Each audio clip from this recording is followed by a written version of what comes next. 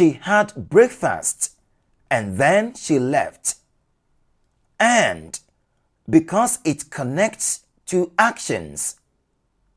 She learned a lot during her stay in England.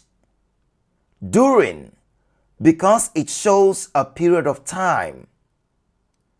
Is that the story which was written by him? Which, because it introduces extra information. He asked me if he could come to the party.